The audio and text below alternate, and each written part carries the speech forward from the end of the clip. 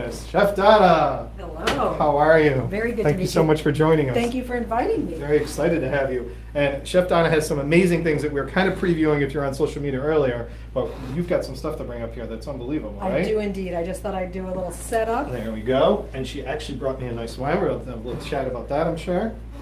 just so they know that there's a set change that's There you happening. go.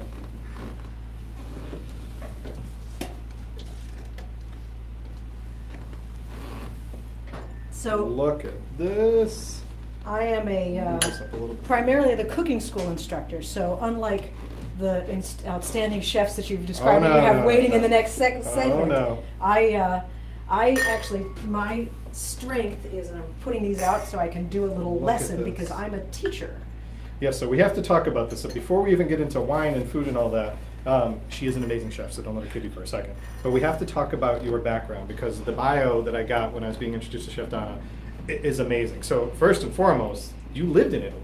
So I did. I say I got the job in Italy because I lived in Italy for 11 years.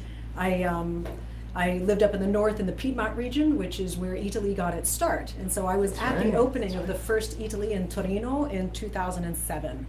And of course it was one of those, I can't believe that I got the chance to actually live in Italy, from my perspective, but I had I did cooking classes and had a tour business there. In Italy? Yes, so that's where I had my most popular class was called Nonni e Cuochi, and so grandmothers and chefs. Grandmothers and chefs. My grandmother would be proud of that. And so I would take my guests out to a grandmother's house in the countryside, and we would make pasta together using the eggs from her chickens out in the courtyard. Oh, that's excellent. And then we would take that pasta to a restaurant, and the chef would do a class on how to make a nice ragu or a nice sauce. Oh. So that was, as you can imagine, I even want to take that class. I want to go to Italy and take the class. I want to go to Italy, just take any class. So, I mean, you did the 10 years in Italy. Is your husband from Italy, or how did that? My husband is 100% Italian, but he is also 100% Bostonian. I actually speak Italian better than he does. Really? Well, because I had a business there. There So you go. my husband's a photographer, and so his clientele was international. That's how we were able to live in Italy. Ah. But he was also able to get his citizenship because all four of his grandparents were Italian. And so as the gentleman at the Questura, which is like the police department that does all of the immigration things, they said, well, you don't have to apply. Your blood is pure. Pure Italian. That's Yes. wonderful. So, I mean, that background alone, and being there to open that first Italy, to be able to experience that and go. Oh no, had to I be- was there as a guest. As a guest, I but was mean there, that, yes. yeah, but to go there and attend that, I mean, that was their origination before they, Yes. decided that they were even going to get launched in the States to get going. So that's an amazing experience in and of itself. But that background, and then you coming in, and I know you said you were joking around me earlier about how you walked in and you spoke Italian, and you think that's how you got the job. But your experience and your background is amazing. And I've been talking to the people from Italy, and they've talked about the classes, and we'll definitely talk a little bit about that because I think those classes, not just going to Italy, but going to Italy, some of these classes are very special. So we'll get into a little bit of that as well.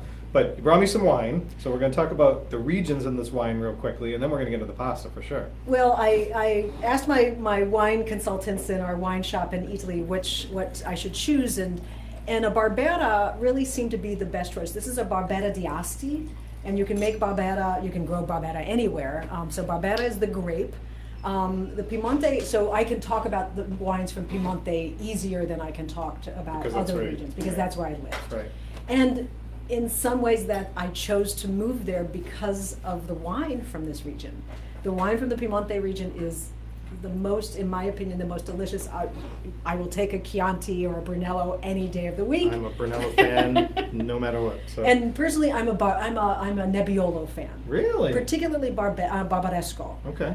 And for me, Barbaresco is a very feminine, relaxed, lovely, Lighter wine, and for me, it's a more food-friendly wine.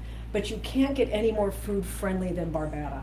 It is it's one of the more affordable wines, but it's got a nice acidity and complexity. It doesn't have a lot of tannins, so you you can find older or aged Barberas, but in general, Barbera is a wine that you want to have young, which is great, because Right. then you don't have to worry, am I buying a wine that maybe has to relax in my cellar for a while. Right.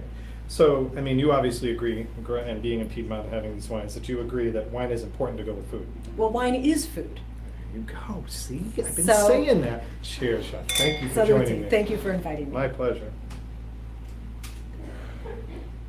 So you're gonna see this coined as a phrase from the chefs, and now people will believe me, wine is food. So we're gonna be talking And about that. If you go to a village or a wine bar in, I'm going to set this down so we can You got actually. it. So actually, I decided to make things a little bit more complex, and I'm going to put this guy to work, I and love we're going to that. make some pasta. We're gonna make pasta? Yes, indeed. Oh. But before we do, I want to do a little bit of lesson, and then we can go back to talking about our Of wine course. and food matching. So get into this, because this is inventive in and of itself, and I know these must have some comparison origins here to go with this, right? Well, when I first learned how to make pasta, forever I made a all-purpose flour and egg mixture. And so the recipe for that is generally 1 cup of all-purpose flour to 1 egg per person. And the Italians say al testa.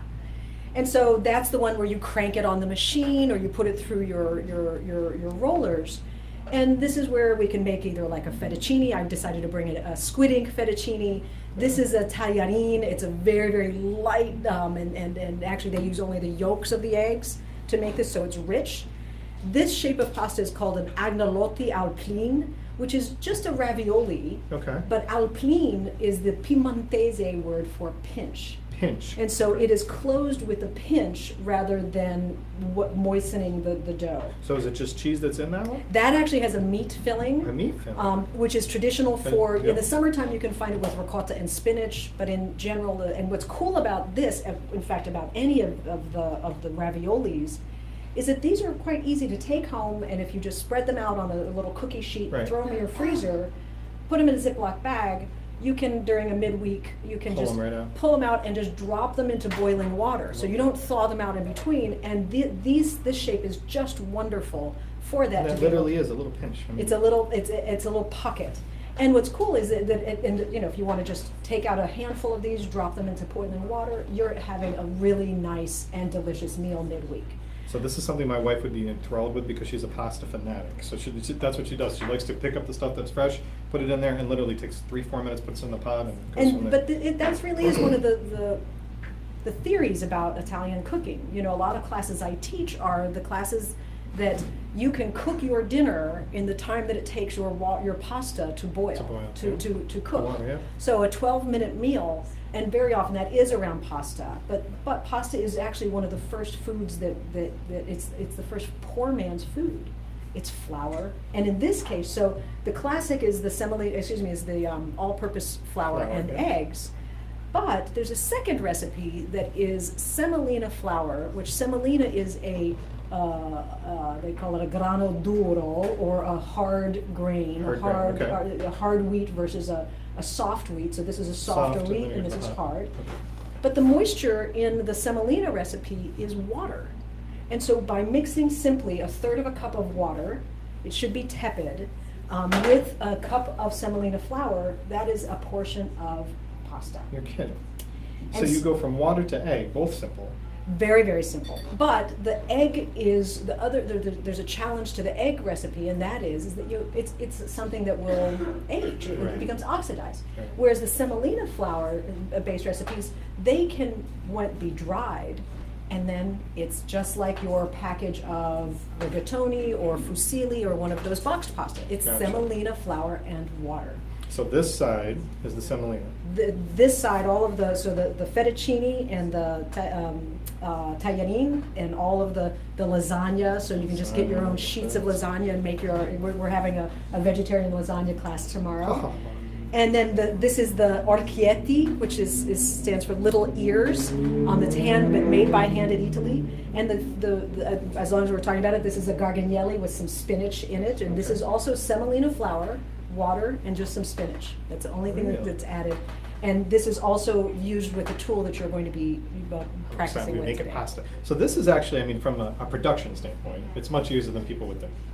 It's significantly easier than. So the egg, I would argue that the egg recipe, which is something that I learned, one of the first recipes I learned, is my go-to. I can Okay. do it without thinking, but I have that machine and Right. I'm familiar with it.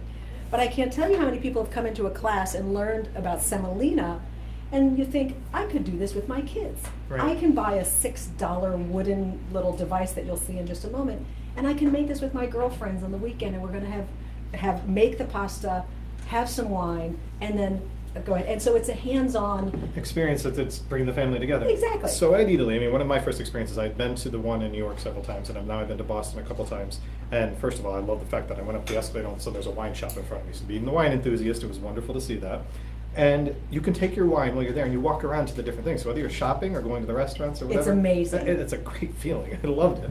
But there was a full, from the retail and restaurant coming together perspective, these pastas that you're all for sale there, beyond what you can get in the dining in the restaurant, right? Well, the number one purpose of the fresh pasta counter, they are supplying our restaurants with a significant volume. The pasta, yeah. But we sell this retail, and what's really lovely, because the Back Bay, was looking to have something like Italy. Right.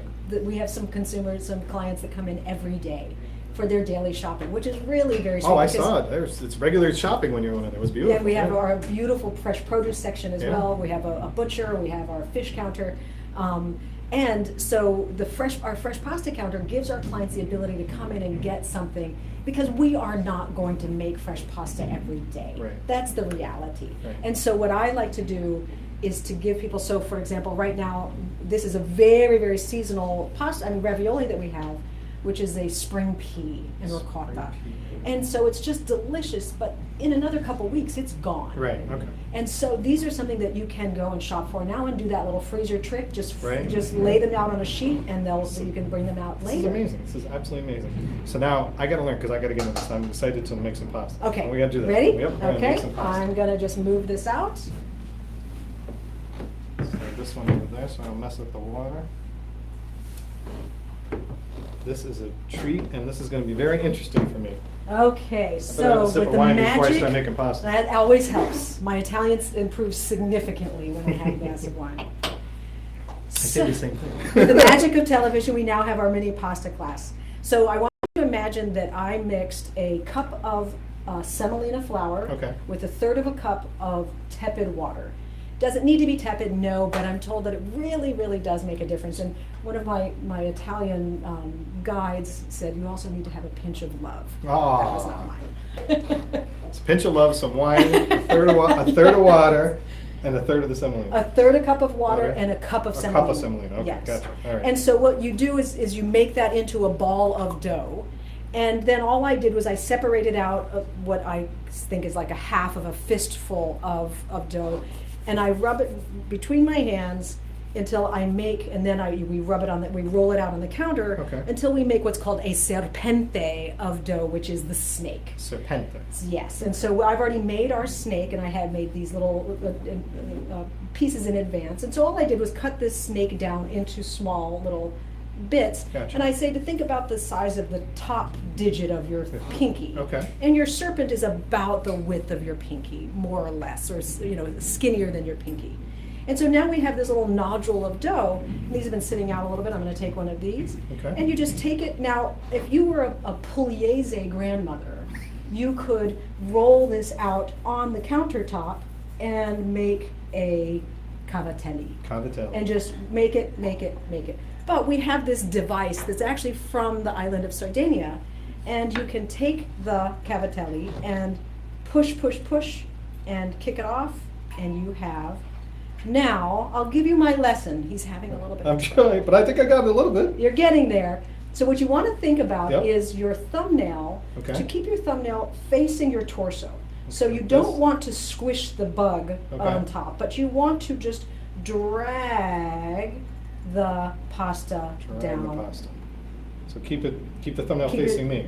Facing your torso. So right now you're killing a bug on Okay. top of, so think about, and Go ahead, show I'm me going to do everything. something crazy. I'm going to jump to the other side of the No, stage. no, get over here. You show me And this. so if I can I wanna take get your another one. hand. Okay, yep. So put your hand out and hold this down. Okay. And then what you're going to do Well, it's squished. is,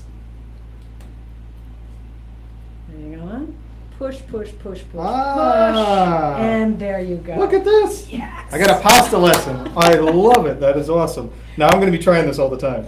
So I got to Well, go find these tools. You guys are selling You know these what there? the shocking thing is? This is like $6. Get out of This here. is- And look at this. Made in Italy. Made in Italy, Made in yes, Italy. yes, How often yes. do you see that?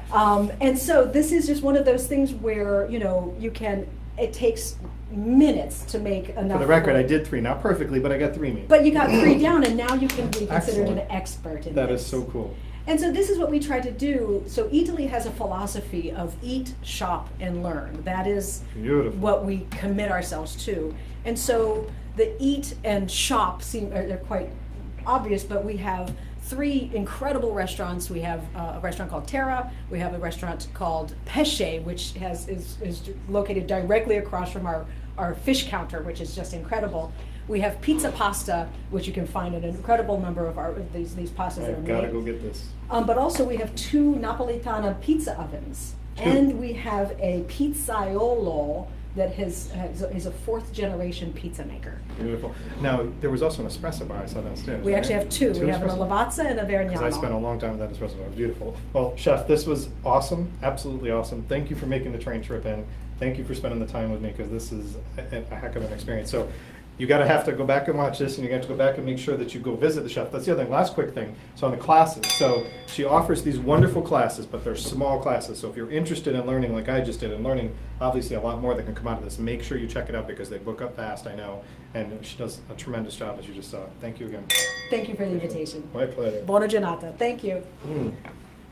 Okay.